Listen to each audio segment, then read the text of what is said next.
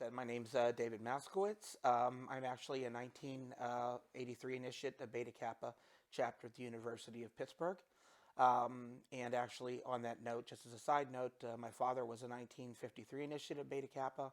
A cousin of mine was a 1969 Beta Kappa initiate, and my uncle was a 1946 Beta Kappa initiate. So I was actually the fourth Beta Kappa brother in my family. So um, I served as Grand Regent of Kappa Psi from 2005 to 2007.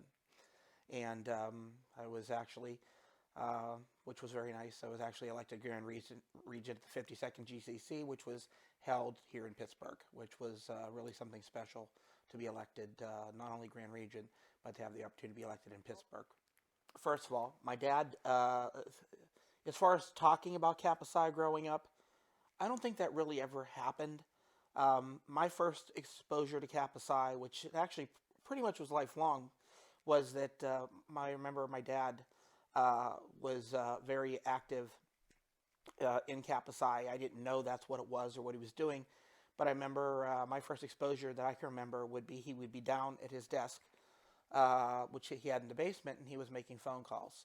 And he was actually making phone calls that I heard, because, when you're a little kid, I was about 5 years old, you listen to those things. And he was calling to try to raise money for a house. And I was like really confused at that because we had a house. I didn't know why I was trying to raise money. So he tried to explain to me that the house wasn't for us, but it was for his brothers in the fraternity. And that really threw me off. And he had this big brown folder. It had a big colorful picture on it. Today I know that's the Kappa Psi crest. And he'd go out, every couple weeks carrying that binder under his arm as he went. And I asked, "Where you going, Dad?" And he'd say, "Oh, I'm going to fraternity meeting, David." And I'd say, "Can I go?" And he said, "Not now, maybe someday." Maybe someday. We had, growing up, the symbols of Kappa Psi all over the house. From my dad's college days. And I guess he was very active in the Pittsburgh graduate chapter in those days as well. The letters, you always saw the K and the Y in the car windows, and the crest was in various places. So I grew up with those all around me. And to be honest with you, I probably grew up living our Kappa Psi values because my dad lived them. He didn't just believe in them, he lived them. So it wasn't just something for Kappa Psi, it was something for life. So I probably grew up living our values without ever knowing it. But he never asked me actually to join Kappa Psi. How that happened, how I actually entered joining that, and what he told me is I actually ended up joining Kappa Psi because when I finally got into the pharmacy school and I recognized Kappa Psi, I was afraid to, and I never didn't go to any of the rush parties because I was afraid because back in that time period, this would have been 1983. That wasn't far from 78 with a movie called Animal House. And I realized then that I can make a fool of myself quite well on my own. I didn't need any help doing that. So I was afraid to pledge. So anyhow, but it's, as I said, from Jurassic Park, where he says life finds a way. And it does, because I met a girl who was pledging Kappa Psi. Her name was Cheryl. And she was pledging that fall, and I got her and I were starting to date and get to know each other, and she introduced me to all the brothers at the Beta Kappa house back then, and it became a foregone conclusion that I was going to be pledging in the spring, and I did. Cheryl would always tell people that, he never would have joined Kappa Psi if it hadn't been for me, and she's probably right. So that was the truth of the matter. But I did join. And as far as my dad, when I asked him at one point, I remember actually asking him, he said, "Dad, why didn't you ever tell me about Kappa Psi, about joining it?" And he says, "David, the reason I never said anything to you about Kappa Psi, because I really thought Kappa Psi that had to be something that was born out of your own decision. I felt that either you would find Kappa Psi or Kappa Psi would find you." And that's what happened exactly. So he didn't want to send me. It may have been right for him, but he didn't want to assume it was right for me. He was glad that I joined, and he later got more active in the fraternity again afterwards. But it was something that he wanted me to make that decision. He didn't want to push me in it. So as far as one other of my relatives that my cousin Randy, his name's Randy Shad, His 1969 Beta Kappa initiative. I never knew he was in Beta Kappa. I found out about Randy when I was reading the old Beta Kappa. They're sort of a scrapbook where the brothers would write in over the years. And I found out from that book that my cousin Randy was a 1969 initiative. So I sort of found out. I was never told that. It's only, and nobody ever told. I was never told that. I only found out later on my own. So that's how I found out about him.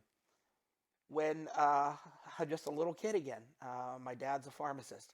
I didn't know what a pharmacist was, and you have to understand this too.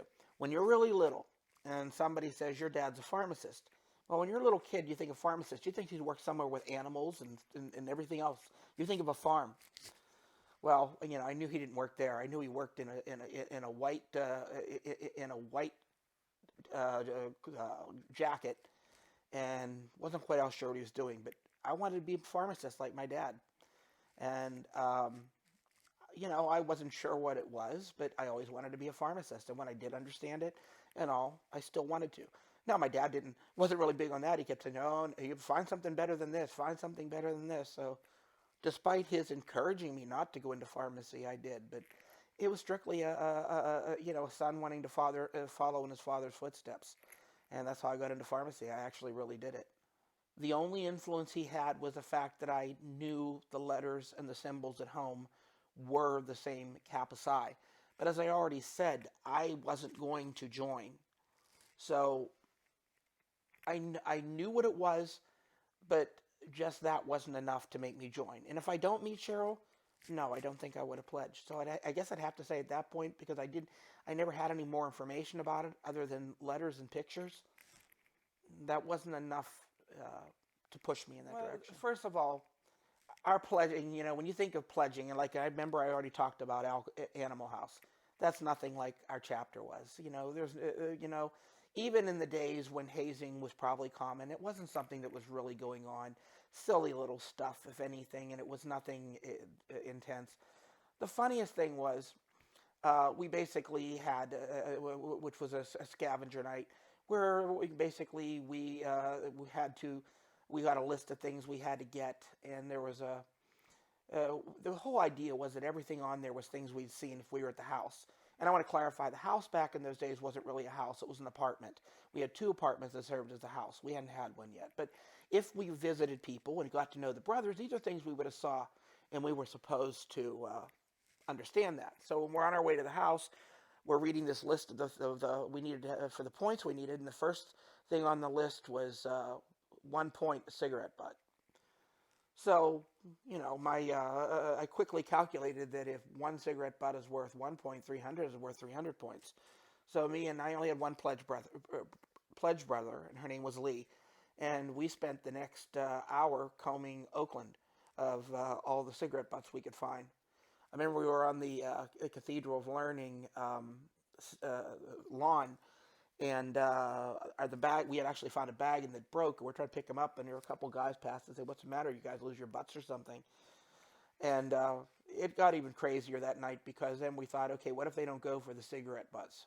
So we just started to randomly pick things up. I borrowed a garbage can that I saw on the side of the road, and then we went proceeding and took a bunch of garbage back we found and hoped that would be good offering to come back. But it was fun. The brothers loved how we had so badly twisted the whole concept, but in the end it was fun because we actually were thinking a little bit outside the box, and sometimes when things don't go quite according to plan, it's fun like that. So that's just one memory. The whole pledging experience was great. Just getting to know people, feeling like you were, even then I was starting to get the sense of feeling in part of a family, and that's even before I was initiated. But as far as, it is still part of pleasure, my initiation. One of the really heartfelt remembrances and what happened is when it came time for my initiation in March of '83, my dad had, because again we were dating, had given Cheryl his fraternity pin, and he wanted her to pin it on me on my initiation night. and I didn't even know about that. And she did pin that on me, and it was so special. And I thought that was so wonderful of my dad to want to pass on something of his from the fraternity that was very precious to me. And another time in his life, he would tell me, that even if he wasn't with me at things, as long as I wore that pin, he was always with me, and I wore it for both of us. So it was a profound event that started my pledging, and quite honestly continues in my life till now. What during your collegiate years kept me focused? Well, a couple things here, and one, I'm not so sure I really discovered truly what Kappa Psi was during my collegiate years. On my initiation night, the brother that was graduating, who had been a past regent in the fraternity, his name was Mike Klein, um, had told me that he thought I was going to be something special, and that I had great things are going to happen because I was in the fraternity, and that has an impact because it's your first time you're a brother, and somebody tells you that you're destined for great things. And whether it's somebody talking or whatever, it always feels good for somebody to tell you that you've got potential to be something. And that was a big thing to me. But then you go to the other end of the road as far as, like, I remember one time that I wanted to, when we were first in the officer elections, and I wanted to run for vice regent. And two brothers in my own graduating class had basically suggested me, they said, no, we don't want you to be vice regent. We want you to run for historian. And when I asked, well, why can't I run for vice regent? And they said, well, they're grooming so-and-so because so-and-so has great leadership potential, and they didn't feel I had any leadership potential. So I did become historian, but never had the opportunity. If you would ask, did I when were my eyes opened more to Kappa Psi, I would have to say the thing that happened during my collegiate years, the thing that really made me want to be more involved, was my first GCC in 1985 in South Padre Island, Texas. I think it was the 42nd GCC, if I'm not mistaken. That was where, when I saw that when I saw what Kappa Psi truly was. Because also up that point, I did mention I was from Province 2, and up to that point, we hadn't seen a Province 2 meeting. We weren't a very good province back in those days, and they hadn't had a meeting in a long time. So my first real experience with seeing Kappa Psi outside my own chapter doors was that GCC. And what I saw absolutely amazed me. And it did trigger something inside that says, that's something I want to be part of. I want to be more part of it. So it was that was probably the big turning point to mid 80s. Pretty much the one thing that we offered, and we had two other competing pharmacies. It was LKS, which was all women, and Phi Delta Chi, which was all men. So basically, it was our selling point, the fact that we were co-ed. And to be honest, that was what. And then the other thing was the fact that we just wanted people to meet us, and we would more promote the fact that we could be like your family away.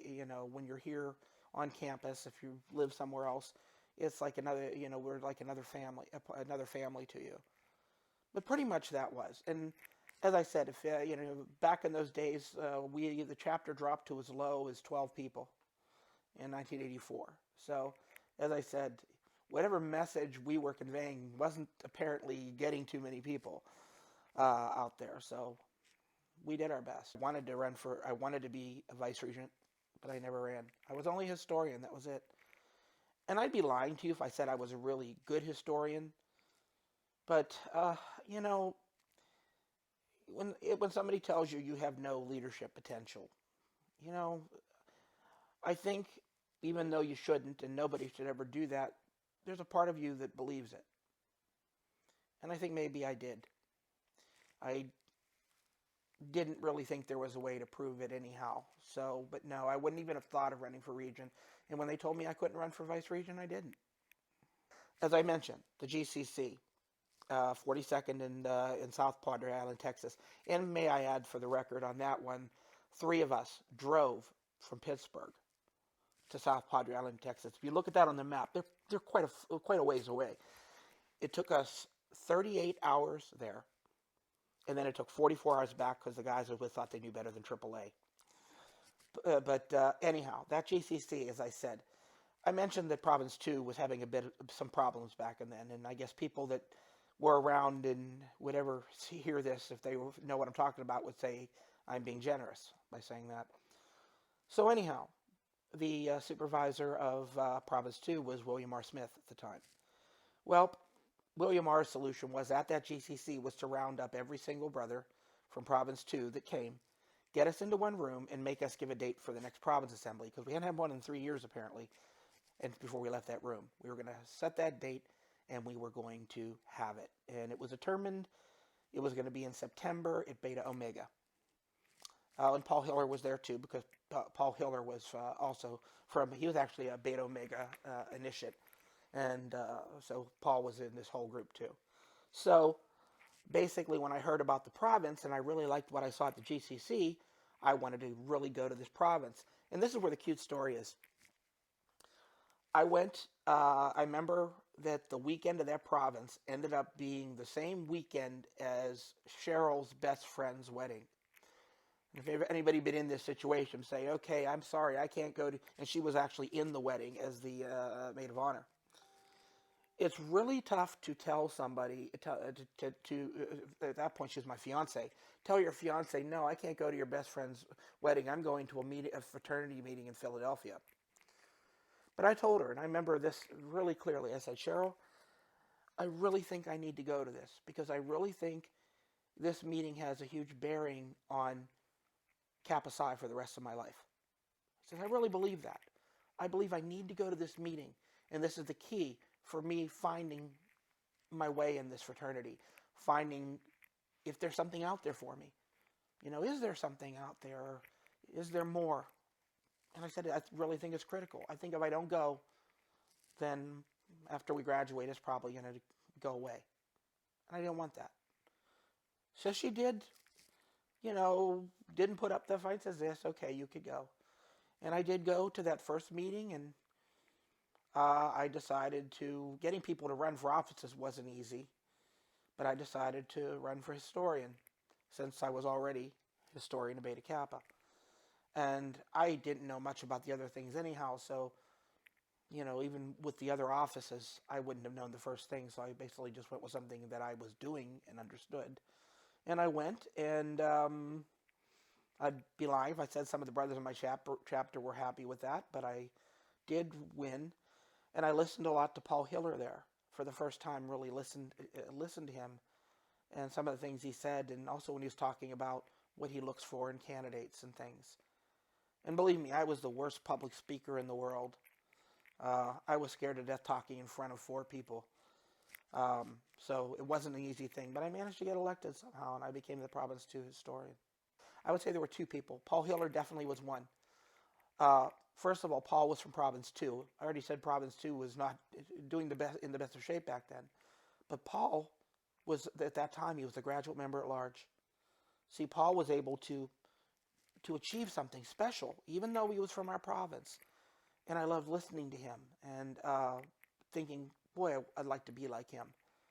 And then the other person that I would become because of my province, because after I was historian, the next set of election, which was hosted by Beta Kappa at Pitt, I was elected satrap.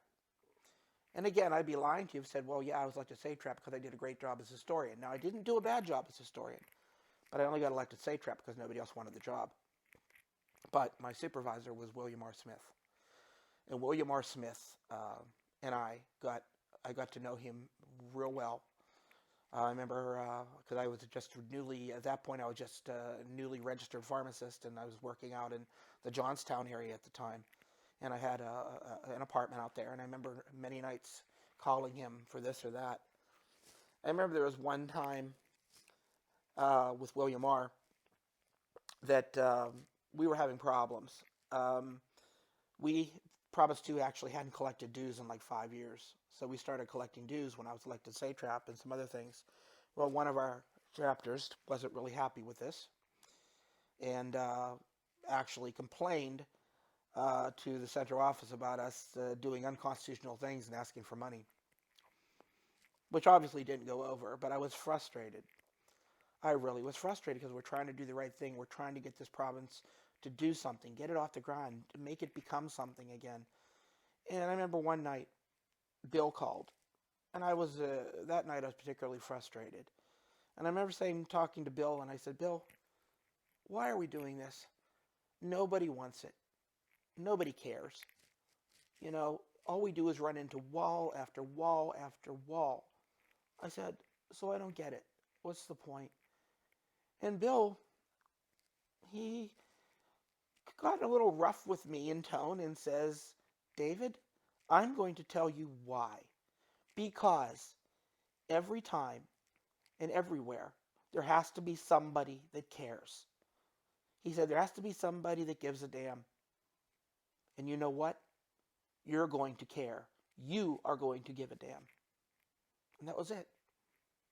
From then on, I had adopted his philosophy, and I tried to do the most I can. And after a couple years, Province 2 actually came out looking pretty well. We actually were the first province to do a lot of new things as we started now reaching into the 90s.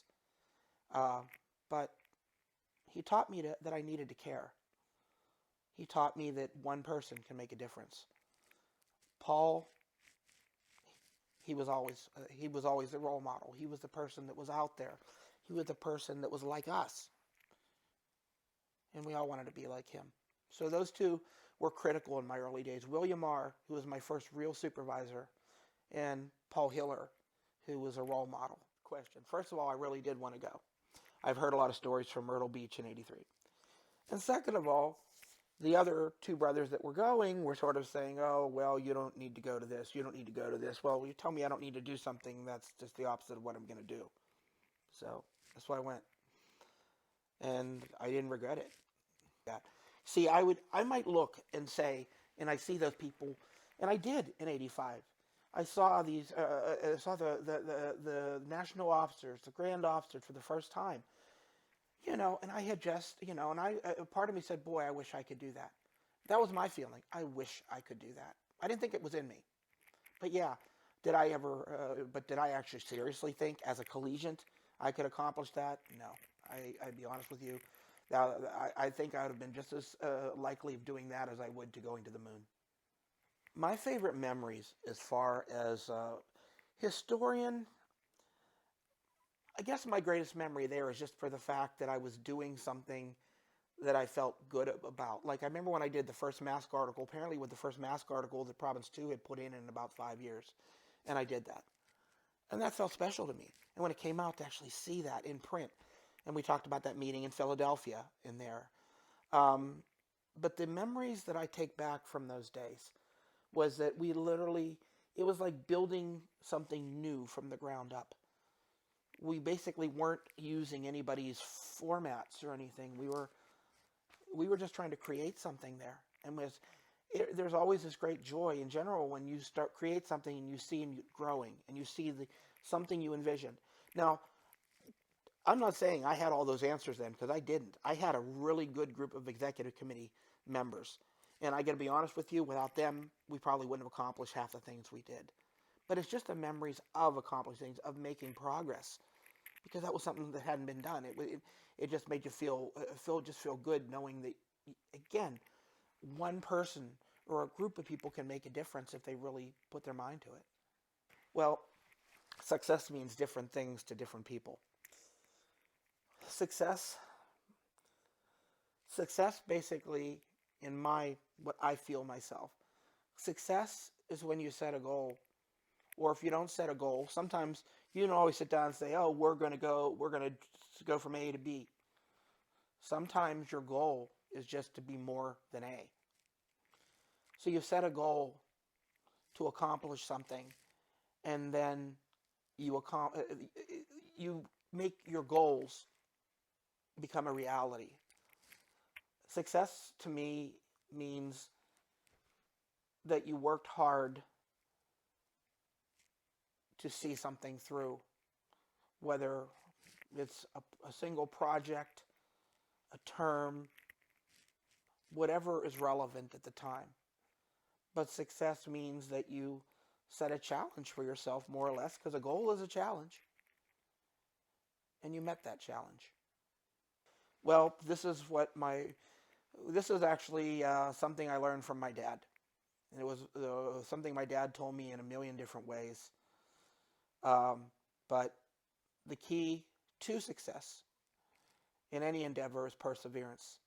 You never give up. It's always too soon to quit. My dad always drummed that into me, and that didn't just involve Kappa Psi. That involved anything in life. If something's worthwhile and it's something you want to achieve, you can't give up. Because if you're not willing to fight for that thing you wish to accomplish, then you really want it. Things are seldom handed to you on a silver platter. And things that are of great value in some way are seldom easy to achieve. So along the way, there's going to be a lot of things that's going to make you say, I can't do this. I want to quit. I give up. And you can't give in to that.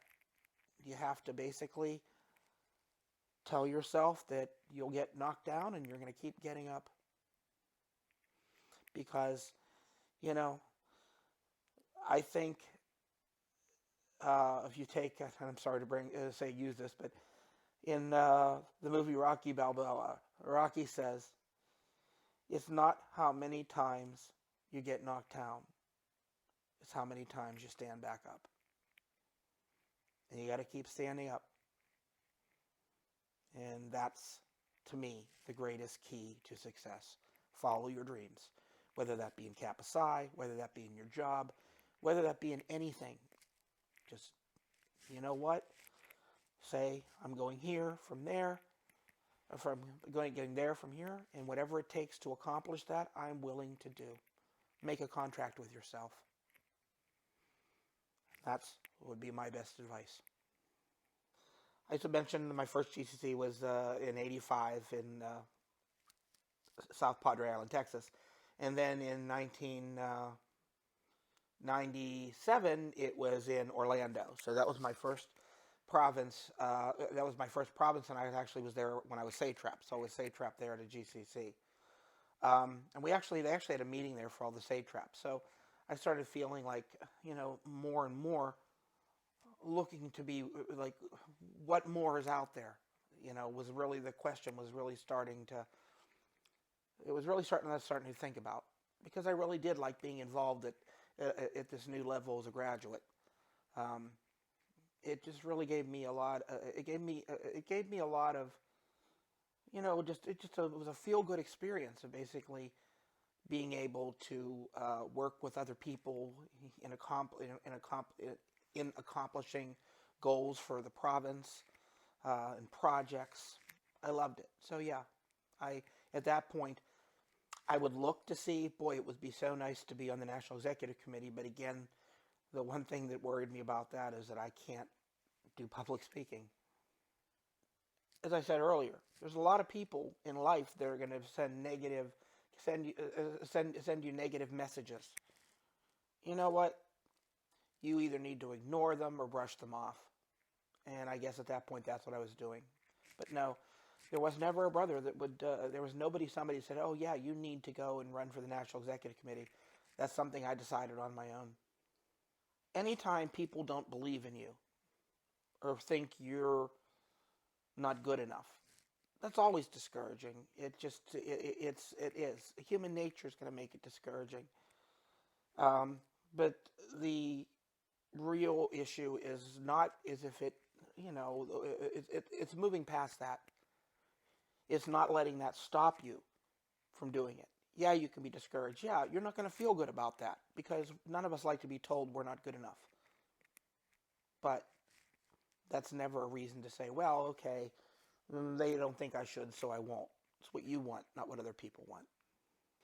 Well, I'll tell you one thing I learned, and that is that I needed to listen to the resolutions better at previous GCCs, because apparently what was adopted was that starting in that election in Jackson Hole, each candidate would be giving 5-minute speeches prior, like we currently do. That was never done before. Basically, prior to Jackson Hole, when you're running for national office, basically they would introduce your name, and you'd stand up and wave and sit back down. And I guess there was a resolution at when it was in Orlando that basically said to no, I'm sorry, it was in Williamsburg in '89 that each candidate should give a 5-minute speech on their platform. So going into that, I didn't know it, so I was caught off guard. And remember, I've mentioned many times all about this whole public speaking thing, but I actually came up with a novel way to address that at this particular.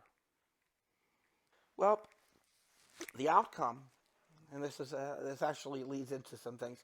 First of all, how I got around the speaking part, because it was a surprise. I basically get in there, and now I'm told I have to go up and speak to a whole room of people. Yeah, that works good. But I want to. This is not totally your question, but I'm going to go there now. Why did I want to? Why did I want to be graduate member at large in the first place? Okay, that was the office I picked to run for. And I wanted to be graduate member at large because I really believed in Kappa Psi for life. I remember one time there was a couple brothers, me, myself, and his brother Tom Depew, who was actually another officer in Province 2 at the time. I believe he may have actually, I think he was the treasurer. And Tom was actually from Beta Kappa too. He was from my collegiate days, though he did pledge, I think just in '86 when I was leaving. But anyhow, we were in Atlantic City, and we were walking into one of the casinos. I think it was Trump Plaza, and I'm about to open the door, and we were wearing our red Beta Kappa jackets, which had the Kappa Psi letters on the back. And somebody grabs my coat jacket and says, "Hey, Kappa Psi. I used to be Kappa Psi." And Tom and I almost together said, "Used to be?" Well, I guess I technically still am. Technically? Well, yeah, I know. Nice seeing Kappa Psi. So, the real reason I wanted to be, this really meant a lot to me as far as that whole thing that some people think they used to be Kappa Psi. And there are a lot of people, even today, that will say that after they're out of school. I really wanted to do everything I could to eliminate that phrase from our future brothers. And that in that election at Jackson Hole, when I had to give that speech, I didn't know what to do, so I told that story about Atlantic City and the brother that said they used to be Kappa Psi, and how that is what I wanted. I wanted to do what I could do to eliminate that phrase from the vocabulary of future Kappa Psi brothers. Now, as far as the outcome, there were, I believe, 6 candidates running in that, and Brian Furbush won on the first ballot. So, when that happens, you don't really necessarily feel bad because, well, somebody won on the first ballot. It's not that you were bad, somebody else was much better. So I think rather than learn something, I didn't learn something. And I didn't learn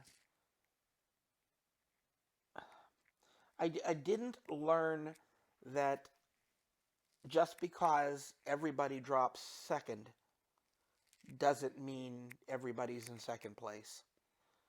And it doesn't mean you need to go back to work and refine what your goals are. You think, you did great. What do I need to do? I know it all already.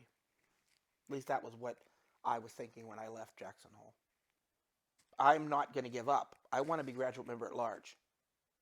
So it was a foregone conclusion I was going to run again in Marco Island in 1993. It wasn't even a question in my mind. It wasn't like, well, am I going to run in next election? Sure, I was. Because I said, that was something I really wanted. And I wasn't going to give up. Marco Island is the turning point in my life in Kappa Psi. If you look at your life in Kappa Psi, if I would look at my whole life in Kappa Psi, I will take Marco Island as the fork in the road. Because the events of Marco Island could have been either of 2 results. One is that I gave up Kappa Psi, and the other is that I pursue the course that I ultimately pursued. Now, what happened? I already told you that I came away feeling from Jackson Hole that, oh, I did great. I don't need to work on anything. I made it I only dropped in the second round. So did everybody else. So I go into Marco Island 2 years later, and I think I know it all. I think I've got the answers to everything. Yeah, I have a couple ideas for some things that like I had the idea. I remember that year I had the idea of that. Oh, we should have graduate chapters should have liaisons to collegiate chapters, and that way we have graduates working with the collegians, and maybe that way we can get more of the collegians to stay active if they have an example working with them, which actually was a decent idea. But I've never done anything like that or anything, so I went and I talked a great game. I also couldn't speak, so I speak very well, so I wrote a speech. And I came out of the gates really bad there, but didn't even realize it because I apparently, I had written everything down in about 5 sheets of note paper. I didn't cover nearly half the things I wanted to, and the things I did, I covered very badly. And more than that, apparently I managed to slam one of the other members on the executive committee at the same time and didn't even realize it. But despite all that, it didn't matter. I thought I had the plan. People will know I ran 2 years before. I'm the obvious choice this year because, well, yeah, I've got experience. I've run one time before. I've got the answers. So they actually started something new that year, which is where the candidates would go to all of the different provinces and have little caucuses with them. That way, say all the graduate member large candidates would start with province so-and-so, all of the grand ritualists with the other province, and you'd rotate until you covered everybody. A lot of the candidates back then referred to that as the Inquisition. And I'll be honest with you, sometimes it felt like one province even thought it was really nice to ask these questions with you under a lamp. So, if you wanted to try that, that was kind of cool. So I did that the night before, and the election, which is when generally they do that, did it then. And again, I went through there, and I thought, yeah, I'm the best. I know I'm gonna win this year. And by the way, there were 8 candidates this year, so more than my last year. So there's 8 candidates, and so I also was running for Grand Ritualist that year. I didn't really, I really wanted to be Grand Member at Large, but I ran for it. So dropped on the first ballot on Grand Ritualist, and now here we moved to Grand Member at Large. And again, I'm feeling really good. I am feeling really good. And then we go and do the first ballot. And I remember Brother Porter, who was the Grand Regent at the time, after the first round of balloting, comes to the podium and says, okay, we don't have a majority, so will you please remove the name of Dave Maszkiewicz from your ballot? And that probably hit me as the biggest kick in the gut I'd ever felt in my life. Because I'm here thinking, I'm going to win, and I dropped on the first ballot. And that to me meant that, okay, obviously nothing I said mattered to anybody, and I was really upset. And then the night just got worse, because in my eyes now, because then, Paul from my own province, and he always said, oh yeah, don't worry, I'll take care of you. And then he gave out some appointments at the banquet that night, and it was like for the assistant supervisor appointments, and I didn't get one. So I was really upset that night. And again, I've alluded to people and things that didn't like me very much and didn't want me running and would have been happier if I wasn't in Kappa Psi anymore. Anyhow, they were, of course, happy, very happy that this all happened. So, in any case, Paul didn't. I'm really upset. So I did some questionable things that night. One of the most questionable. First time I've actually saying this in public. But when you're hurting inside and you're blaming the whole world for your problems, you do tend to do questionable things at times. So I wrote Paul Hiller, the newly elected Grand Regent, a very long, scathing letter and put it in his mailbox at the hotel. And then, after that, I didn't want to be around anybody or anything, so I basically took a one of those little lounge recliners on the beach, went all the way down, so I was nowhere near anybody. I'm just sitting there laying on that lounge looking up at the sky, blaming everybody, saying it's my fault. It's not my fault. I'm a victim. I should have been elected, blah, blah, blah, and I'm going to quit Kappa Psi. They don't want me anymore. I'm not going to waste my time. This is all going through my head.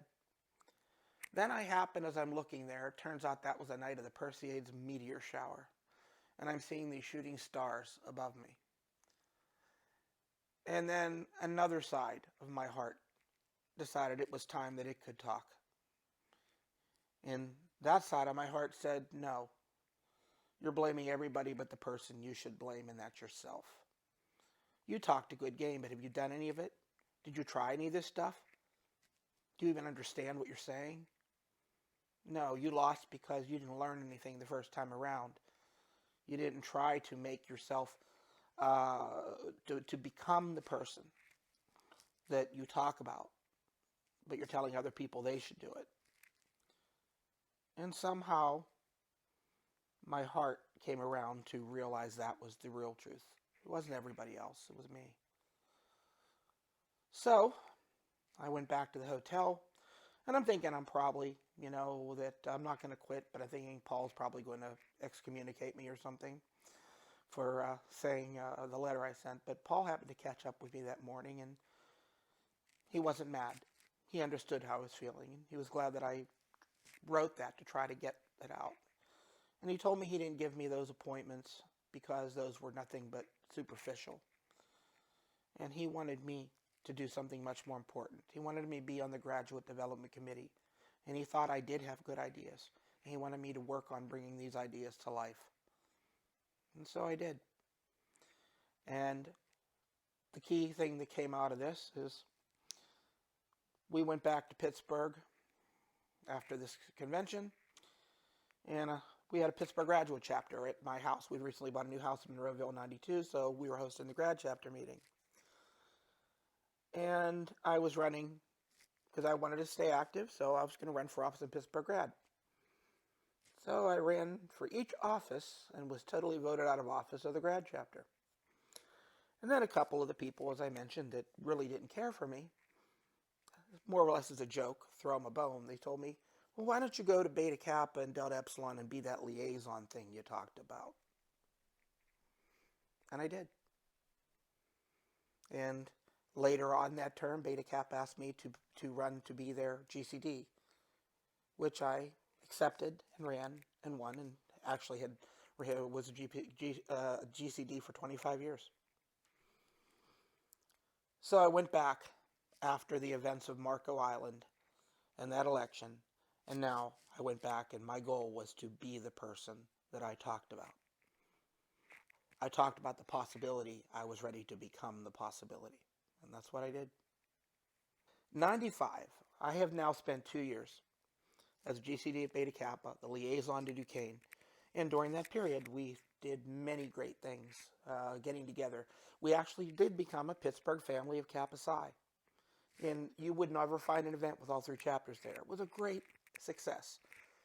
And I had a really great relation working with the collegians. It really took me back to my roots. And it was the memories of those days are so incredible.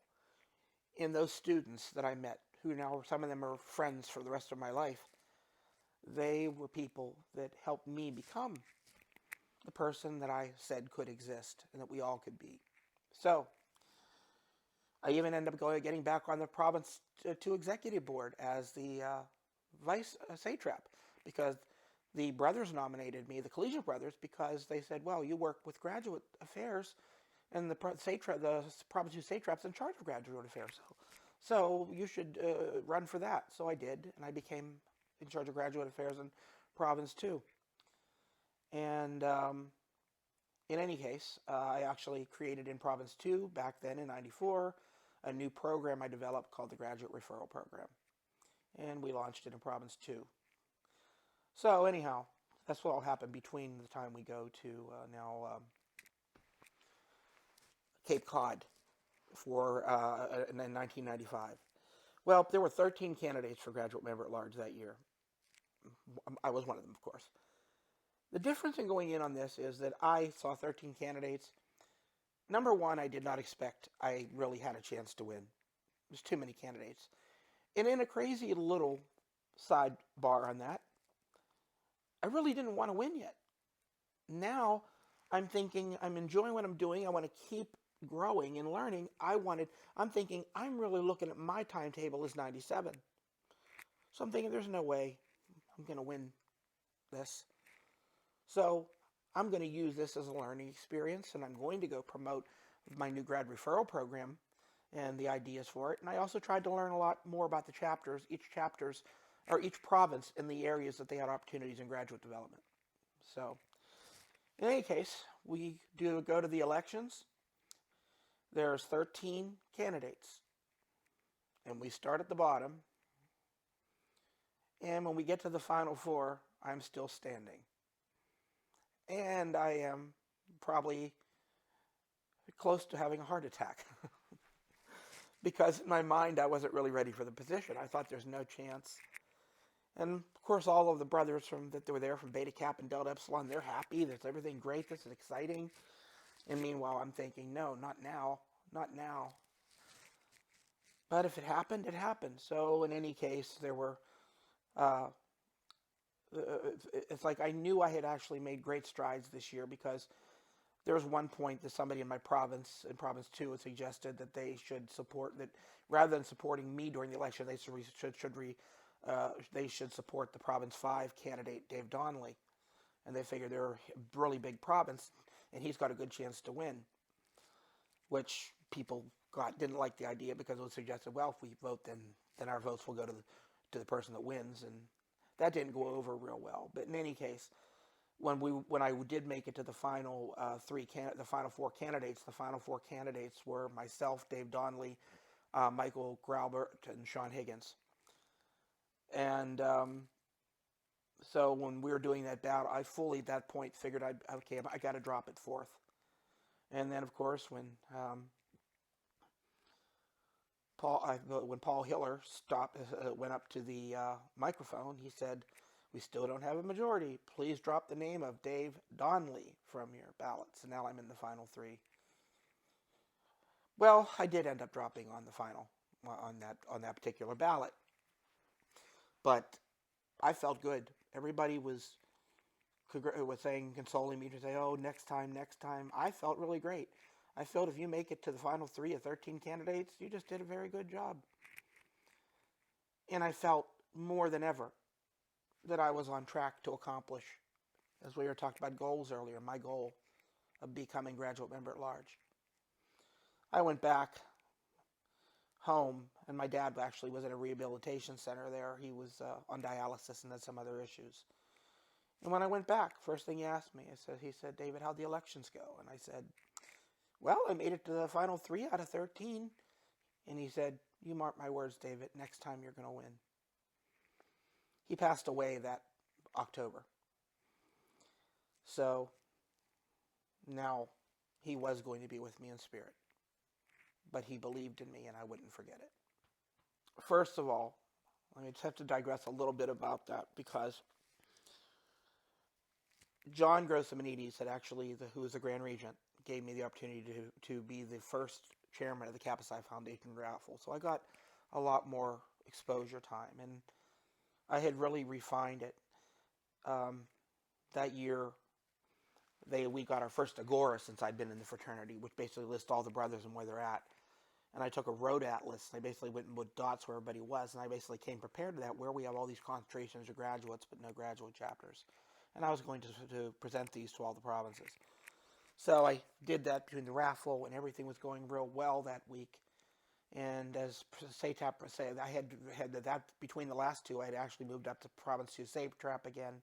One of the things we did was financially support the Kappa Psi webpage, first Kappa Psi webpage that was designed by E. Ben Welch.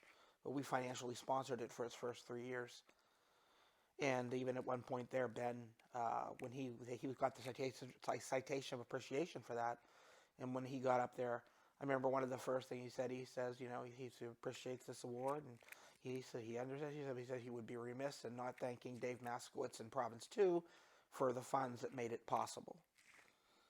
So anyhow, going into that, it seemed like I had a lot of support, and I heard a lot from a lot of provinces, and I remember it was funny because one of my brothers, brothers of the province too, Michael Starvagi, who was sitting behind me before it started, he asked me, "What do you think?" And I said, "I think I'm going to win this time." And he asked me, and I said, "What round?" He said, "What round?" And I said, "First." And there were 8 candidates. He says, "Oh, come on, 8 candidates. There's no way." And I says, "I think so." I hadn't heard from all. So anyhow, as we're about to start balloting, I'm on the aisle here. Right next to me is the next aisle, and sitting in that is Don Floridia from Pacific grad, former executive director. And it's right as we're about to go, because remember, this is the old paper ballot time. Right as we're about to start the ballot, Don looks over to me and smiles and says, "Just how do you spell Maszkiewicz?" That, you mentioned, it's like, how do you feel? When he said that, that's what I knew. I knew the result. And the way it worked back then, for the way it probably does now. Whenever Norm Campbell was always the vote collector, if there was not enough votes, then it would be the Grand Regent would step to the mic and tell you to drop the name of the lowest. But if there was a winner, it would be Norm Campbell that would make that announcement. So we ballot, and Norm Campbell comes straight to the mic and says, "Brothers, we have white smoke. You have elected Dave Maszkiewicz, your graduate member at large, on the first ballot." And the place went wild. And as far as how I felt,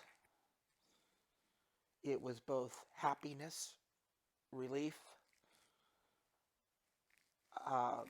such thankfulness to all the brothers for giving me that chance. All of these feelings all at once hitting you, because it's the realization of a dream that you have had. And remember, I started running a long time earlier. It was the 4th time. It was my 4th time running for office that I finally achieved it. If people have asked me, sometimes what was the biggest moments in Kappa Psi, that would be one of them, because there's no feeling like it to hear your name called and to know that finally you're going to have the opportunity to serve the fraternity on the International Executive Committee. I had plans if I won. Remember I mentioned about the meteors at Marco Island. So here we're on the beach in Myrtle Beach. I had actually bought a skyrocket. And I was determined if I won, I wanted to shoot one of those stars back up. But that night, I had worked so hard that I was so exhausted. I didn't last long. I fell asleep on Paul's balcony in a chair. So we celebrated early and all, but I didn't last long. And it's like the energy was out at that point. It's like you gave it all, and now it's all of a sudden it was done. But it was still a great night. I did have time to get together, and everybody was so happy for me. And I remember that because all the brothers that came up that were just so happy for me. And that's such a great feeling. It really is. When all your brothers come up and are so happy that you get a chance to have this special, and I do mean special, opportunity. It was a very glorious night, despite that it ended way too early. You don't always get on the executive committee thinking, "Okay, I'm going to get on the executive committee and I'm going to go right up. I'm going to go up to Grand Regent." That wasn't my thought. I wanted, as I said, to eliminate those words. I used to be Kappa Psi. I was so thrilled to have the opportunity to basically be in charge of graduate relations in the fraternity now. And I had 2 terms to do it, that's not real common these days. I had a double term. I was elected to graduate member at large first in 97 and 99. And I'm also very proud to this day, that I did manage to launch the graduate referral program nationally. And it was an instant success. In fact, I was told back then by Dr. Robert McGarrion that with all the different things I was doing, and there were just a lot of different new techniques and things, we were looking for incentives for brothers, and in addition to the referral programs, that actually when we got into 99, we actually had seen a substantial jump in graduate donations and the graduate voluntary dues. We were showing more graduate response, and it was actually measurable. So basically showed that all these things I did, and worked on, and it wasn't just me. I mean, I had a head team. I had brothers on the grad development committee, but the fact that it was possible to make a difference, that you can make Kappa Psi for Life a reality for more brothers, doesn't mean it's easy, but you can do it. But I just loved being able to be that person that was the quarterback, so to speak, of graduate development in Kappa Psi. So there's no doubt in my mind that was my favorite office, because that was the office that I really wanted to join the executive committee to be on. Grand Counselor is hard for a lot of reasons. Grand Counselor is hard because there's actually a lot of busy work involved on that one, paperwork, more to speak. Keep in mind, you're always you're basically responsible for the chapter submitting any ordinance changes or updates or anything, which the Grand Counselor has to review, and approve. So you also get a lot of questions that come through the fraternity regarding constitutionality of this or that or whatever, and that's once again the Grand Counselor's job. And all of that's involved with basically maintaining that, plus you have to be getting ready, which is actually a year sometimes it's actually in the year, it takes a year time to actually prepare your legislative committee reports for the coming GCC. It's just like it says. I mean, you think it's almost like you're like a lawyer, and there's so many things that go into it. In my particular case, it was made much rougher because we had 3 chapters during my term that had their chapters, temporarily revoked due to issues they were not following. And whenever you have to do the paperwork for that, it is so overwhelming, because you have to create the paperwork for the executive committee, for the fraternity, for the school, for the dean. It's just a lot of work. I mean, I remember some of these, and then it even made it harder because one of the chapters that had his charter revoked for I think it was for a year or 2. I don't remember. Was actually one of my best friends. So it's just a tough job. It's a very busy job, and you learn a lot. I think it's the most important office as far as preparing to be a Grand Regent, because you learn more in there about intricate things than you learn anywhere else. The biggest challenge I had to face, one was a challenge I had a number of challenges. If you remember in, was it September? When Katrina hit. There was a challenge there. Not a challenge. The challenge when Hurricane Katrina hit was the fact that I remember sitting there watching TV and seeing all this devastation happening, thinking, geez, I wish I could do something. And then I thought, wait a minute, I can do something. I'm the Grand Regent of Kappa Psi. So I remember that I, at that moment, went over to the computer and I sent out an email to the whole fraternity. And there I outlined a plan for the Brothers of Kappa Psi, twofold. Basically, the plan was, first and foremost, to try to provide for brothers in the area and ascertain their safety. And the second part of that was to allow the fraternity to actively solicit needed funds to help with all of the people that were left homeless and the whole situation down there. And I literally wrote this whole plan. And then I had to go and backwards engineer the whole thing. How are we actually going to do this? And That's a challenge. When you basically throw something out there to everybody and now you've got to figure out how to do it. But I'm lucky. It didn't only have to be me. Brothers rose to the occasion. And I'm very proud to say that within 3 days of that email, we had a comprehensive system in place, including a crisis management committee that basically lended structure. So it created a network to check on brothers and follow up on our chapters in the affected areas. And then we also basically had, going through IOTA chapter, we actually had the way to directly and safely and legitimately funnel funds to the those in need in the area the Katrina hit. We did it within 3 days. We raised an immense amount of money. We reached out to a lot of brothers and helped them in specifically. And I was never more proud of this fraternity at that moment, because we always talk about, what can we all accomplish if we work together to really to coordinate all of our efforts towards one thing. What can we do? What limits us?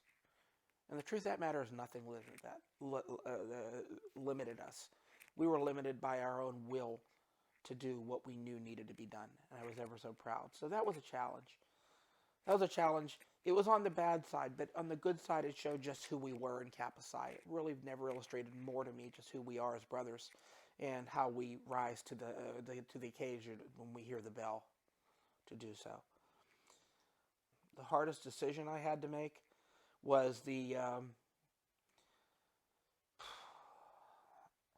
I would have to say the revocation of the ADA chapter in Philadelphia.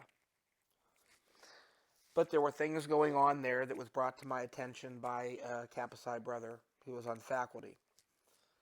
And the things that were going on were very bad. It put the whole fraternity at risk in a number of different areas. And after consulting with a number of the past Grand Regents, I was basically told that I needed to pull that charter yesterday. So it was hard because, remember, first of all, ADA was the oldest chapter in the fraternity, and it was from my old province too. So whenever you have to pull a charter, it's never easy. And I know people might say, well, you don't do it, your executive committee does. But in this case, when presented with the facts that I was supplied to me and I supplied to my executive committee, it was unanimous that yes, we have to pull that charter. And that's never easy, even if it is justified. Sometimes an issue is hard to deal with, even if it's the right one. At our interim meeting in Boston in 2006, we met. And during the executive committee meeting, there was not my agenda. Was not on anybody's agenda. But when we were going over the reports that were submitted, questions arose as far as the web page, as far as how far has it come from when we started to where it is now. How does it compare to other things? And other things like that, plus the fact that the report didn't actually say that it was supposed to be the new internet. It was Internet and Office Technology Committee, and it still said web page. A lot of things, and it was a big, hard debate that wasn't even scheduled. In any case, during that time, a good amount of the executive committees thought that the best thing to do because of things was to dismiss Brother Eben Welch as webmaster. I remember suggesting that, well, we should just, let him, we need to work on this, that, or something else. And then let him come back, see how he progresses. And again, from a segment of the executive committee, it was that, well, that's just a waste of time because it's not that he doesn't want to do it, it's just he's limited in what he knows how to do. And eventually, I basically decided, okay, it's reasonable. Yeah, we'll dismiss Ben. And I compounded that worse because when basically decided that I was going to let Ben know, which would be appropriate. But then we came back. Ben had copied me to an email to somebody. He sent it to in academia that didn't reflect highly on my executive committee, and like any other human being, I got mad. So basically, I told the executive director he had to let Ben know. So compounded it. In retrospect, I knew we should have given Ben more time, or given him the chance, at least, should I say, to bring it up to another level, to see if he could do it, instead of just dismissing it out of hand that he couldn't. And I think in my heart I knew that wasn't the right way to do it. And I wish I had basically, as Grand Regent, vetoed that. Because if I could take one thing back that I did as Grand Regent, it would be to do just that. Not fire him, but basically, give him a new set of goals that we would like to reach and see if he could do it. So that's the decision that I wish I could revisit. From when I was satrap to when I was Grand Regent, I had one platform.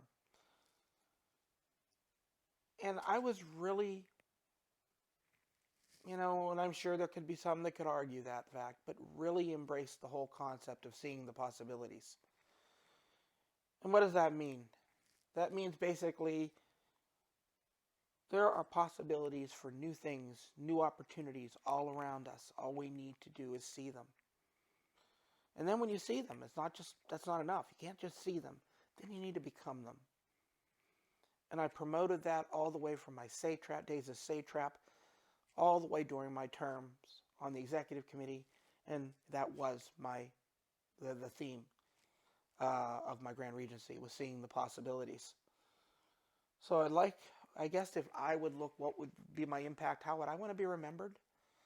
I'd be remembered as that person that was always looking to be better than we are, always looking to grow, always looking to do more, never being complacent, but always going to that new level, those uncharted waters.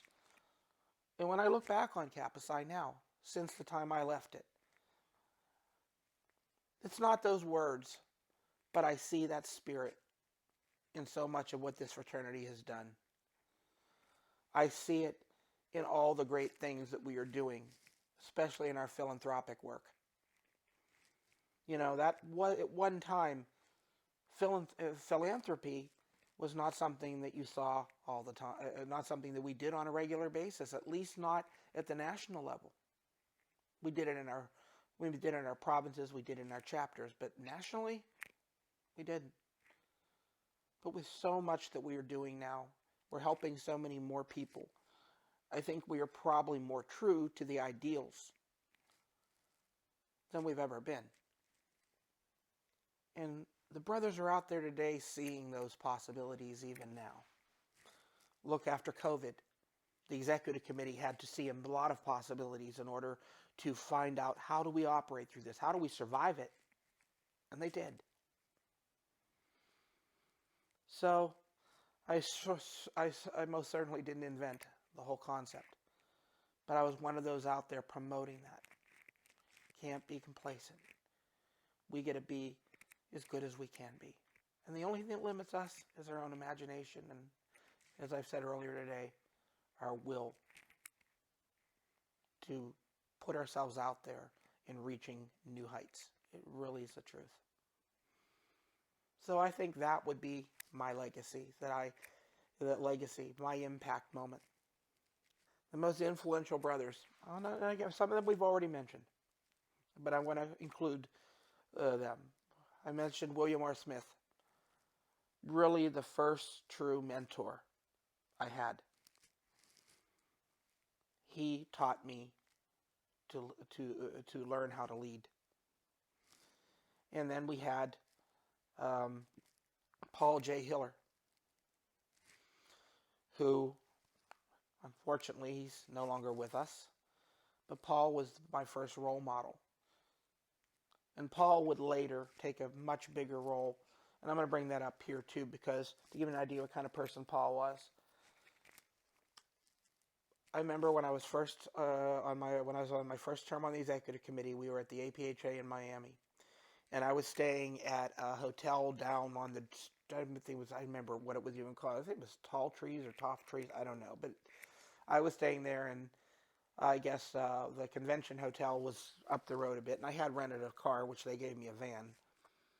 Um, but anyhow, when I happened to go up to the convention hotel and talk to, Paul was there, and I saw him in the lobby, and Paul said, "Where are you staying?" I said, "Down at blah, blah, blah," and he says, "Who are you staying with?" I said, "Nobody." He said, "You're staying by yourself?" And I said, "Yeah." He says, "All right, I want you to do." No, I don't want you to do. I'm telling you to do. You're going down to that hotel. You're checking out. And you're bringing yourself up here, and you're going to room with me. He says, "I have a whole huge room here. I'm the only one in it, and you are not paying for a hotel room while I am here." He says, "You go down right now. This is not." He said, "I understand me now." He said, "This is not a request. Do it." And I did. So I didn't have to pay for a room at that there. But Paul was like that in a lot of ways. When for those of you who know Paul in a province meeting, no night was ever done without Paul wanting to go to Denny's at 3 in the morning, and many a story over many a beverage did we spend. It's funny because I remember after I left, when I retired as Grand Regent in Boston, I remember when I was leaving camp at the hall, and Paul came please flat with me back and said, "Hey, welcome to the old guys committee." Paul was great. He played a huge role in my life in Kappa Psi in so many ways that I can't even put into words. Other brothers that have meant a lot to me was Robert Megarian. Robert Megarian was another one. He was a father figure to me on my early days on the executive committee. He really was. I was the young kid on the executive committee, and he was like, he was the most wonderful man, understanding in so many ways. He made me really believe in myself because he believed in me. He is. I don't want to say was, because we still have Bob, and I wish all of you who haven't get a chance to meet him. Another brother that played a huge role in my life, one of the biggest roles, not just as one of my best friends of all time, but a brother who's noted something which basically probably made me getting elected possible to many of my offices, and that was Craig Johnson, who's no longer with us. Craig and I were the best of friends. We really were. I knew Craig well before I was on the executive committee, and I met him at the GCCs. And Craig was always this guy. Go up to Craig, get a bear hug. Just a fun guy to be around, and you could listen to him for hours. He was so motivational. But we were such good friends. We roomed together so much. When he was Grand Regent, I barely ever paid for rooms because he always had me room with him. Again, we were always together. When he left us way too soon, it was a real big shock. Craig was a diabetic, like my wife Cheryl had been. And so I knew when we had many a time where we had issues with low blood sugar, and we always got past it. But he was such from the heart friend. We did so many serious stuff and so many crazy stuff. I have so many stories about that man, of the stuff we did. I'll never forget him. But what Craig taught me the best, I mentioned this whole public speaking thing that I couldn't do. Well, in '96, after it was actually in late '95, after the GCC in Cape Cod, Craig came to Province 2, and that was where I had to give 2 speeches. I don't remember what it was, but I was so busy because I was helping Beta Kappa, who was hosting, with so many things, I really didn't have time to write anything down. So for both the first speech, when I don't remember what it was about anymore, and also my speech for running for Satrap again, I did something that I sort of borrowed from my first GCC I ran, and I spoke from the heart. I didn't write from anything written down. So Craig later that night told me, he said, Dave, I never heard you speak like that before. And I said, no, I didn't write it. I spoke from the heart. He says, you know what? He says, if you can learn to speak like that all the time, you're going to start winning some elections, buddy. And I learned something from Craig there. And this is to any of you who may listen to this. If you have a problem or get nervous during public speaking, and I found this works with a lot of things. If you're talking about something that really means a lot to you, something that's important, something you care about, it is so easy just to talk about it from the heart. And when you do that, you'll find you're not as nervous, because now you're conveying something that's important to you to other people. That was my secret. Once I learned how to do that, no longer did I have trouble speaking. The problem they had was shutting me up. So Craig would probably be the third one there. Had so many influences. And from there, I have so many brothers that have played such an impact on my life in so many ways. Chris, who I'm with right now. Chris was my right-hand man at that GCC in 2005. So many things that needed to be done. I've never chaired one, believe me, there's a lot. He was a man that was there for me. He was even a fairly young brother, but he did a great job in doing something that none of us could have ever thought we'd be doing, hosting a GCC. In so many other ways, just the ability to have somebody here to talk. Sometimes you just need to talk. So Chris has always been there when I needed someone to talk to, someone to bounce something off of, somebody to vent to sometimes. So Chris has meant a lot in my life. As far as sometimes I'm sure he doesn't realize just because you have the highest office doesn't mean you have all the answers. Cameron Radar Van Dyke, another super close friend. Radar and I spent so much adventures together, and we grew together. And we're close even to this day. We know each other so well. There's intangibles. But those are the biggest three, I'd say. And if I forgot somebody, I'm sorry, because literally I could probably be talking here now till next week if I knew everybody that's had a pivotal role in my life, because literally there'd be hundreds. Brian Resetter. I could go on and on and on. But there was a large portion of my life that I was considered shy. Kappa Psi got me past that.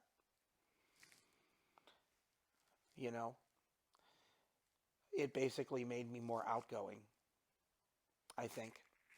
I do things now that have nothing to do with Kappa Psi, but so much of the social skills that I basically just learned over the years came with me. So it's basically skills I didn't really have. And it's nothing that I was taught. You just learn them.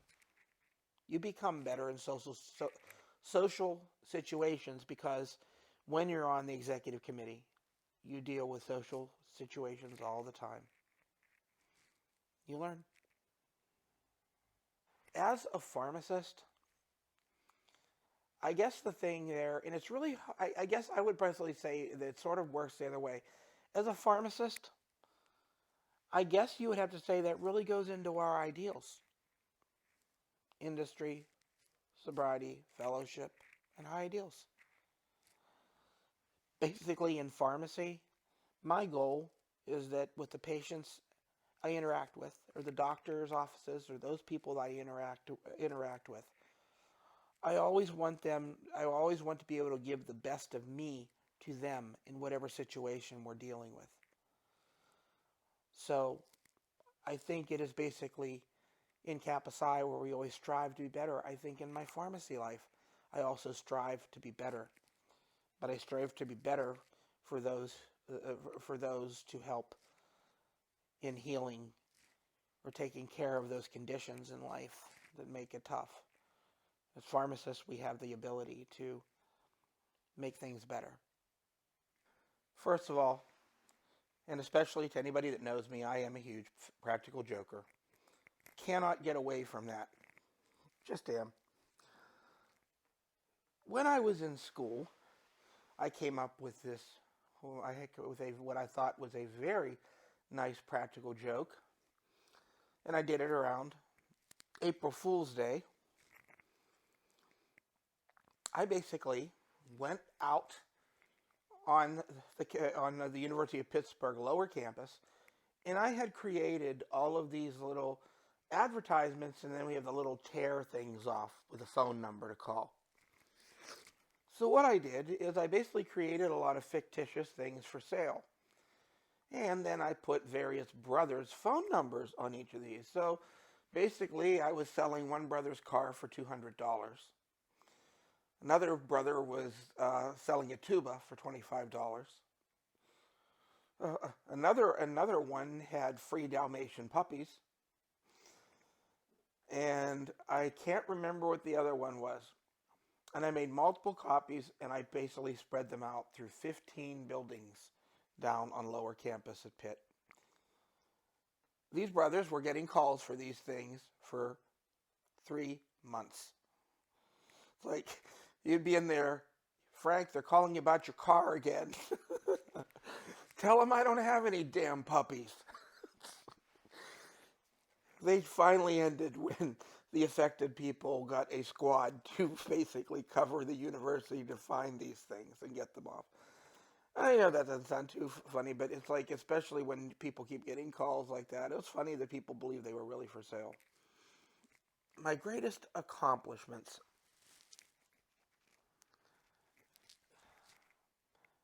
I would, first of all, there's a lot of people would probably think that the thing that you answer, like, hey, what's the biggest thing I accomplished?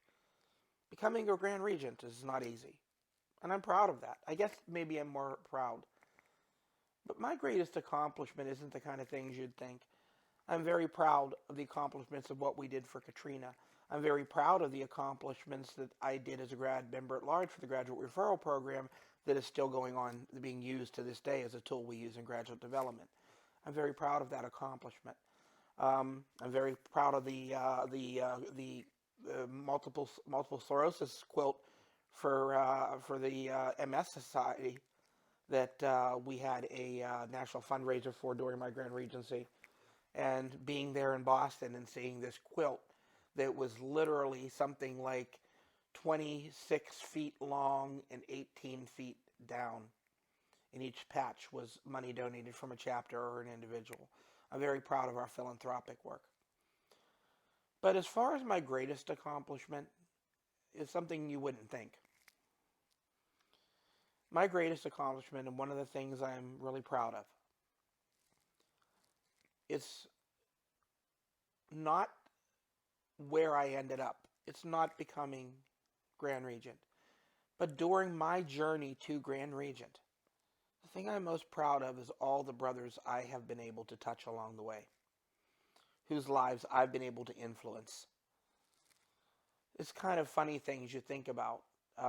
During the late 90s, early 2000s at Beta Kappa, when I started traveling around the country as graduate member at large, I found a large contingent of brothers that thought it would be fun to travel around with me. And these brothers going out and on their adventures found their way into becoming future Kappa Psi leaders in many areas across the fraternity, even to this day. We have brothers that accomplished great things, and they simply had tagged along with me. And not just those brothers that accomplished great things in Kappa Psi and are great Kappa Psi brothers who have lived Kappa Psi life their whole life today. But I think about so many brothers who traveled with me somewhere and met who are now their significant others. I think of how many people who met their new wife or husband because they traveled somewhere else in the country with me and met them at another chapter or province. So that is probably the greatest accomplishment. Not just what I have been able to do, but how many lives I've been able to touch in some way along my journey. Because it wasn't my own, it was everybody's. And that to me is what I'm really most proud of, that all the different people that I had the privilege of being able to touch their lives somehow. The biggest challenge, it's not really a big, how do I put this? This wasn't when I was Grand Regent or anything anymore. I mean, yeah, you're always a past Grand Regent, and we're in the advisory committee is something that always goes on. But the hardest thing for me to deal with was the whole situation. If you ever sometimes you have a really bad cold or something and you need to take this medicine that tastes really bad. Well, in a way, I looked at province realignment as that. Province realignment, our provinces, to so many of us, were like our homes, our little extended families.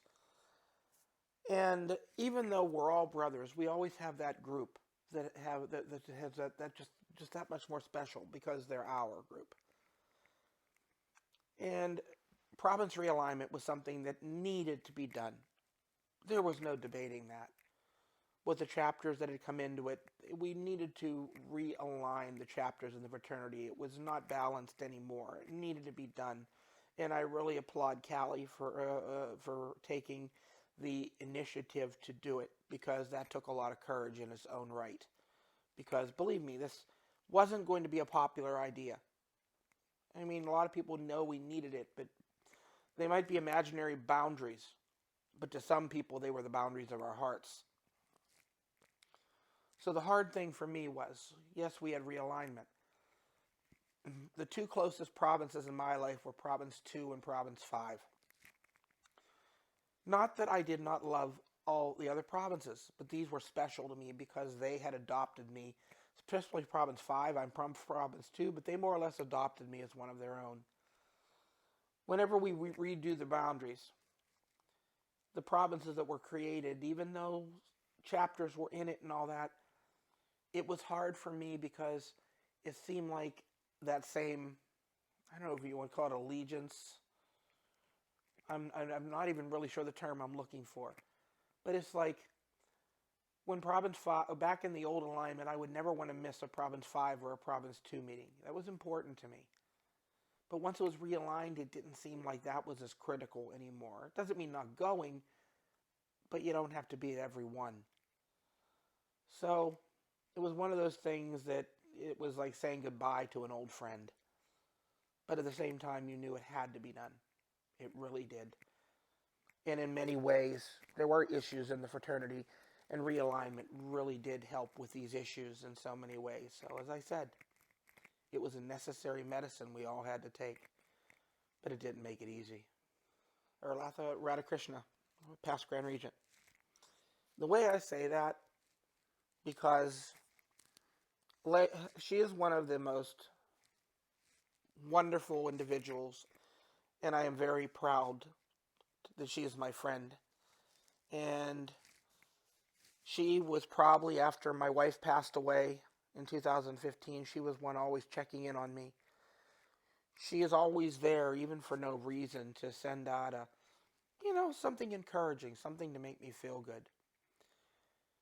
And she is very committed to this fraternity as well. And I know that. She works very hard for it. Even now. She's out there. And she's out there for a lot of people. But she's really been there for me. And I never envisioned her actually being that person. I remember, I guess, because of the silly politics in the fraternity, maybe my perception of her was not as it should have been. And, but sometimes you're conditioned and you act in ways you shouldn't, or think in ways you shouldn't. And I did. And I did not, it's not that I would ever have, not included her in things. I remember when she first got on the executive committee, she came to Province 2. And I know she was just sitting there, and I was like, didn't really have there wasn't many people talking to her. And I came over and made it a point to talk to her. And really, we talked about, she was really interested in she was a graduate member at large in grad development. And I really talked to her for a long time and really got to know her better. I think it's not good to make judgments of people until you really know them. And I know we all do that. And maybe it's something that we all can work on in our lives. But I did misjudge her. And she was a fantastic Grand Regent. She's a fantastic brother. And she has most definitely been there for me so many times. It's like one of those things that she sends me things at times that she doesn't need to do that, but she does it because of the great person she is. And I would definitely say, I'm really proud to call her my brother and my friend. Sometimes when you think about when you say, what do I regret? That means if you could go back in a time machine and you could change something, what would you change? It's really the same question. And this is how I would answer that for that reason. Sometimes, whether things are good or bad, whether they're achievements or failures, if you go back and change one, then it could unravel everything that goes after it. In so many things in my life, in my Kappa Psi life, I regret happened. But I think I'd be more afraid to change it. For instance, let's go back to that beach in Marco Island. What if I change something so I do decide to give up the fraternity? You never know if you pull out one of those straws that everything could collapse.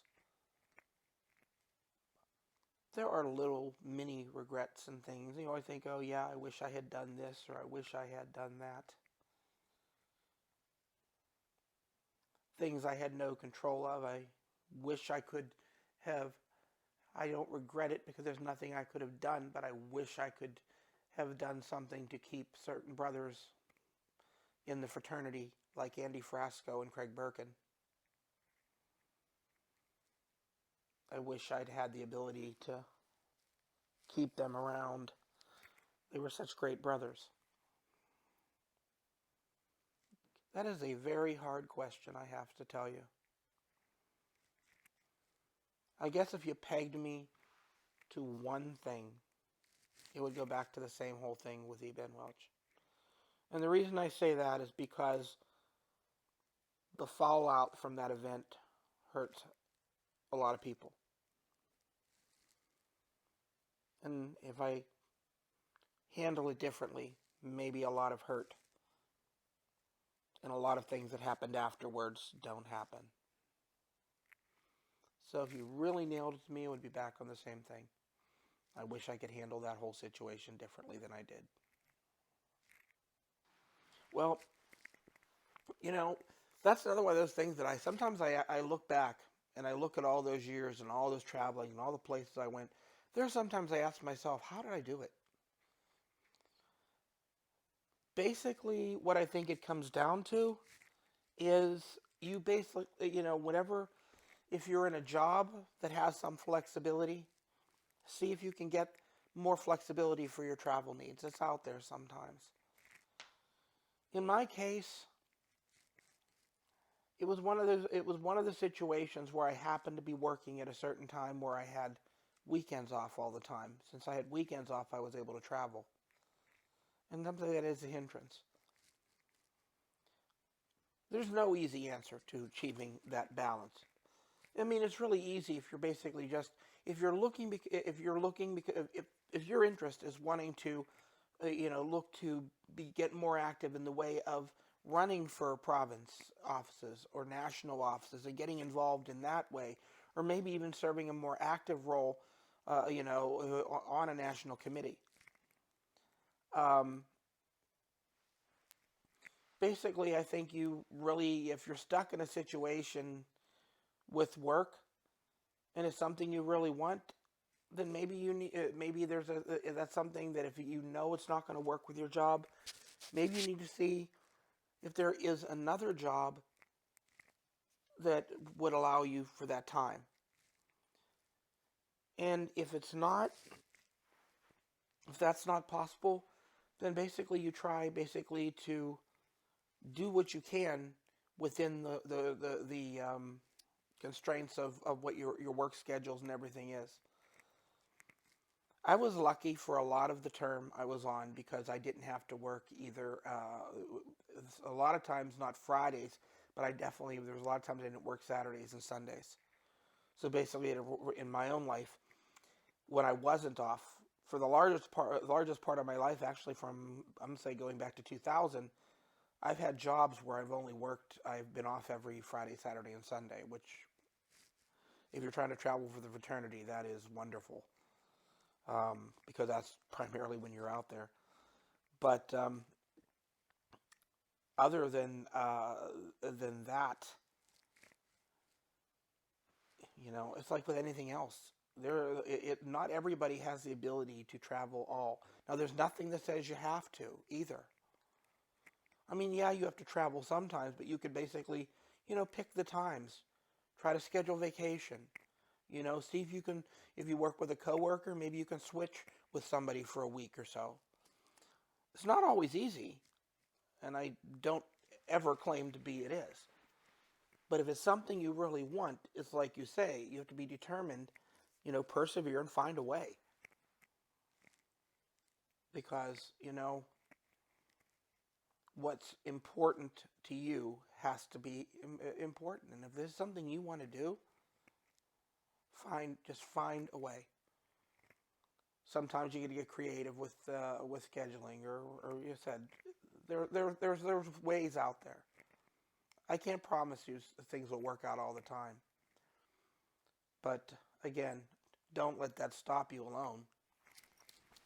Kappa Psi is more than your own front door. Kappa Psi is in every state. It's in the country. It's out of the country. The full picture is more than you can imagine. The opportunities are great. Become involved in the big picture. You need to see the big picture. Once you do, you'll understand. There's a whole world out there you've never seen.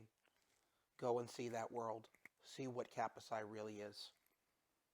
Sometimes a defeat can be an advantage, because sometimes we learn more from our defeats than we do from our victories. Sometimes that defeat can be the motivation to give you the energy to make it further or to win next time. Don't look at it as something that was bad. Look at it as something to teach, and look at it the opportunity of what it teaches you. As a brother, I would want them to remember me as someone who never forgot that Kappa Psi is for life. Maybe I've not always, maybe you don't have all the time in the world sometime, but you keep it in your life. And I want people to realize that I have always kept Kappa Psi in my life. Maybe sometimes more active than others, but it's always been there and never forgotten. And that I've always been there to support my fellow brothers whenever called.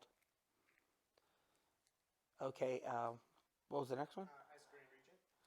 As Grand Regent, I would like to be remembered as a Grand Regent who basically looked to see those possibilities and help Kappa Psi become those possibilities, especially in the philanthropic area, in what we learned we could do during Katrina, in what we learned when we all got together to put together that quilt for the MS Society.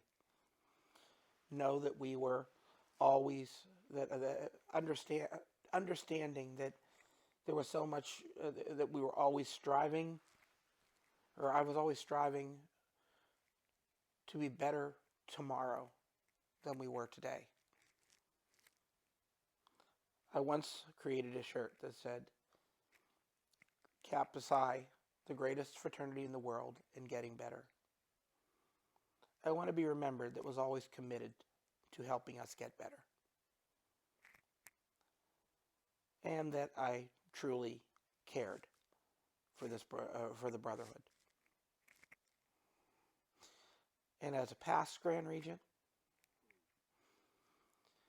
once again, as a past Grand Regent, in the fact that I have been more than honored, I feel more than honored, truly honored and privileged to have had the opportunity to serve as a Grand Regent in Kappa Psi. I know more than anything that not a lot of brothers get that opportunity. And I can tell you, and this is actually something more that a quote from Brian Reeseter, who told me once. It's certainly not easy. It's very difficult. It's very hard. It can be draining. But it was rewarding in knowing that during that time, you have the ability to make a difference. So as a past Grand Regent, I would like to remember that would like to be, to know the fraternity know that I was still always here if needed. And that I am so thankful to the whole organization for the opportunities they felt fit to give me. I would like to leave one last thought to the brothers, and especially to those of you that might be thinking now, what would I like to do in Kappa Psi? Do I want to be a chapter officer? Would I be a province officer? Do I want to run nationally? Do I want to be on a committee? Do I want to support people who are already doing these things? There's many different roles. You don't have to be a leader. You don't have to be the one in charge. Every job in this fraternity is important. Whether it be the Sergeant at Arms in a chapter room to the Grand Regent.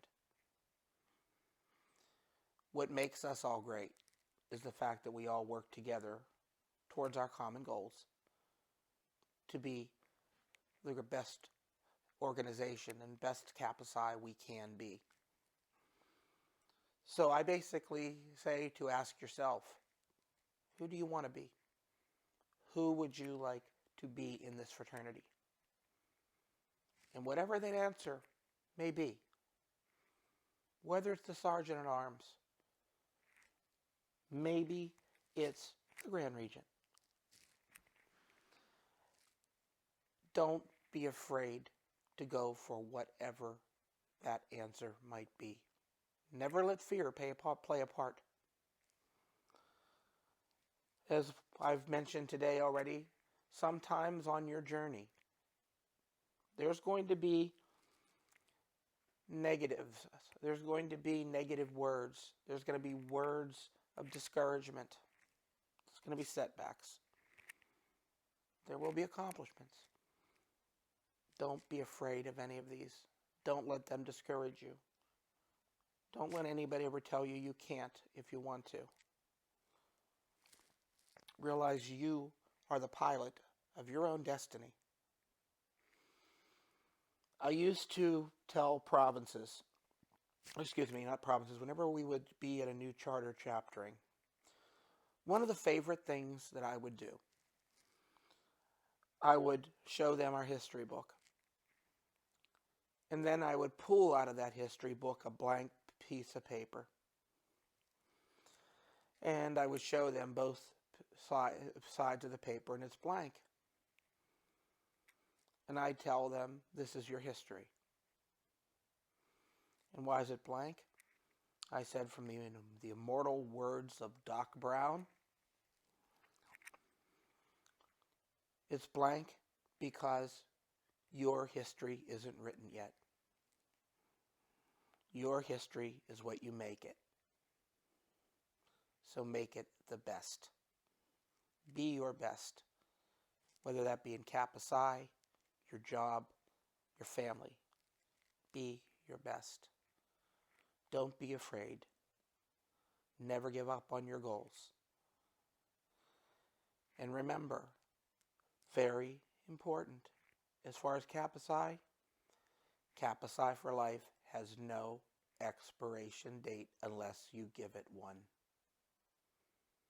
So don't give don't give Kappa Psi an expiration date in your life. You will find it there in uncommon moments. Take it with you through life. Nurture it. Love it. And make it the best. Thank you.